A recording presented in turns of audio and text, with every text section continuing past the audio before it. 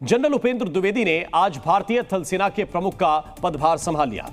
उपेंद्र द्विवेदी 30वें थल सेना अध्यक्ष हैं, जिन्होंने जनरल मनोज पांडे के 26 महीने का कार्यकाल खत्म होने पर उनकी जगह ली है।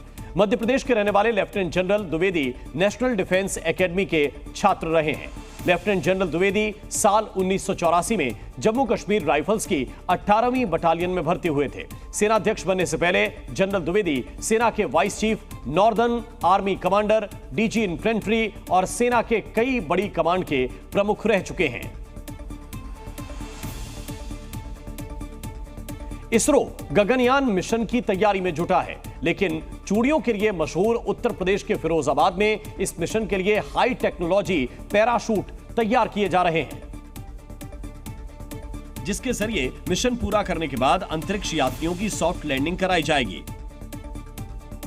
जो एकदम सुरक्षित है। इनसे पृथ्वी पर लैंडिंग करने में न केवल मदद मिलेगी बल्कि कोई जनहानि भी नहीं होगी। फिरोजाबाद में तैयार हो रहे इन पैराशूट को जल्द ही इसरो को सौंपा जाएगा। ये पैराशूट नायलॉन टेक्नोलॉजी से तैयार हो रहा है। पैराशूट से हमारे जो चारों एस्ट्रोनॉट्स जो स्पेस से वापस लौट रहे होंगे, वो एक कैप्सूल के थ्रू अर्थ पे उतरेंगे और वो जो कैप्सूल है वो हमारे ही पैराशूट्स के द्वारा ग्राउंड पे आएगा। इस तरह के हाई टेक्नोलॉजी वाले पैराशूट पहली बार भारत में बनाए जा रहे हैं। अभी तक ये टेक्नोलॉजी केवल नासा, अमेरिका और चीन के पास थी, लेकिन अब भारत भी उनकी बराबरी कर सकेगा। उत्तर प्रदेश के संभल में कुएं का नाम बदलने पर हिंदू संगठन के कार्यकर्ता गुस्से में हैं और विरोध प्रदर्शन पर उतर आए। दरअसल संभल में एक सार्वजनिक कुएं का नाम बदलकर हुसैनी कुआं कर दिया गया, जिसके बाद हिंदू संगठन सड़क पर उतर आए। हिंदू परिषद और बजरंग दल के कार्यकर्ताओं ने एसडीएम कोर्ट के सामने बैठकर हनुमान चालीसा का पाठ किया। हिंदू संगठनों का दावा है कि यहाँ पर हिंदू समाज के लोग सालों से पूजा करते आ रहे हैं और नगर पंचायत अध्यक्ष पर गंभीर आरोप लगाए। सिरसी में एक हमारा सुनहरे वाला कुआं था, जिसमें हिंदू समाज उसे पूछता था। अब जहाँ पर वो चेयरमैन है, उस चेयरमैन ने उस नरेगा के नाम पर वारक चौक बनाकर उसका नाम एक सुनहरी चौक कर दे दिया, हुसैनी चौक नाम दे दिया, जिससे कि हिंदुओं पर दबाव बनाया और वहाँ से धीरे धीरे हिंदू प्लान करने लगा है। और हम चाहते हैं कि ये वारा हटे और फिर से उस सुनहरे कुएं को वापसी हमें दिलाया जाए। दरअसल ऐसा बताया जा रहा है कि सिरसी नगर पंचायत इलाके का ये कुआं कई सालों से बंद था और इसका सौंदर्यीकरण करने के बाद इसका नाम बदलकर हुसैनी कुआं कर दिया गया। यूपी के बुलंदशहर में फूड सेफ्टी विभाग की टीम ने एक बड़ी कार्रवाई की, जिसमें नकली दूध बनाने के काले कारोबार का खुलासा हुआ। कार्रवाई के दौरान नकली दूध बनाने के लिए सॉर्बिटॉल, भारी मात्रा में पाम ऑयल, 15 बोरे वे पाउडर समेत केमिकल भी बरामद हुआ। फूड सेफ्टी विभाग की टीम ने 50 लीटर नकली दूध भी जब्त किया। छापेमारी के दौरान केमिकल से नकली दूध तैयार किया जा रहा था, जिसे फिकवा दिया गया। साथ ही केमिकल, वे पाउडर समेत सभी सामग्री की सैंपलिंग की गई। आपको बता दें कि हरित प्रदेश कंपनी के चिलिंग सेंटर की आड़ में ये नकली दूध बनाया जा रहा था। वहीं इस दूध की सप्लाई दिल्ली एनसीआर में होती थी। देश में जहां एक तरफ हर क्षेत्र में टेक्नोलॉजी बढ़ती नजर आ रही है, चाहे वो खेती हो, किसानी हो, वहीं एमपी में किसान पारंपरिक तरीके से खेती करते दिखे। ये तस्वीर रतलाम के सांबलिया रुंडी गांव की है, जहां किसान ट्रैक्टर और मशीनों से नहीं, हल और 2 बैलों के साथ खेत में जुताई करता नजर आया। वहीं किसान का परिवार उसकी मदद करता दिखा और हाथ से खेत में एक एक दाने की बुआई भी करता नजर आया। ये पारंपरिक तरीके की खेती आज के समय में मुश्किल से ही नजर आती है। दरअसल ये गाँव के छोटे किसान हैं, जिनके पास ज्यादा संसाधन उपलब्ध नहीं हो पाए, जिसकी वजह से ये किसान पारंपरिक तरीके से खेती कर गुजारा करते दिखाई दिए। हर साल की तरह इस साल भी उत्तर प्रदेश में वन विभाग की कई करोड़ पौधे लगाने की योजना है और इस योजना के तहत लखनऊ में करीब 39 लाख पौधे लगाए जाएंगे।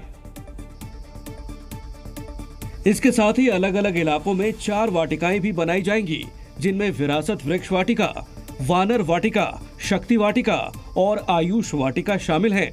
लखनऊ में भी इसमें 39 लाख पौधों का टारगेट दिया गया है, जिसमें 15 लाख पौधे वन विभाग स्वयं लगा रहा है और 24 लाख अन्य विभाग लगा रहे हैं। इसके अंतर्गत 4 मुख्य वाटिकाओं का इस बार निर्माण किया जा रहा है।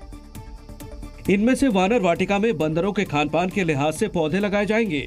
वन विभाग के मुताबिक वानर वाटिका में बंदरों के खाने के लिए फलदार पौधे और सब्जियां लगाई जाएंगी। इससे बंदरों को खाने के लिए शहरी क्षेत्रों में भटकना नहीं पड़ेगा। वानर वाटिका में जामुन, केला और कटहल के पौधों को प्राथमिकता दी जाएगी। जबकि शक्ति वाटिका में महिलाओं से पौधारोपण कराकर नारी सशक्तिकरण का संदेश दिया जाएगा। वहीं विरासत वाटिका में ऐसे पौधे लगाए जाएंगे जिनकी उपलब्धता समय के साथ साथ कम होती गई। जबकि आयुष वाटिका सरदार पटेल विश्वविद्यालय में बनेगी। इसमें कचनार, अर्जुन बहेड़ा और आंवला समेत अन्य औषधीय पौधे लगाए जाएंगे। बिहार के बेतिया में अस्पताल कर्मचारियों की बड़ी लापरवाही सामने आई। वहां सरकारी अस्पताल में आवारा कुत्ता घूमता नजर आया। दरअसल मामला बेतिया के जीएमसीएच का बताया गया, जहां महिला के प्रसव वार्ड में आवारा कुत्ता दिखा। गौर करने वाली बात यह है कि यह वार्ड अस्पताल में तीसरी मंजिल पर मौजूद है। वहीं प्रसव वार्ड के अलावा कुत्ता अस्पताल में बाकी जगहों पर भी घूमता दिखा। यह सरकारी अस्पताल की कुव्यवस्था की पोल खोलने वाली तस्वीरें। तस्वीरें देखकर सवाल उठता है कि अगर कुत्ता किसी नवजात या मरीज पर हमला कर दे तो जिम्मेदार कौन होगा?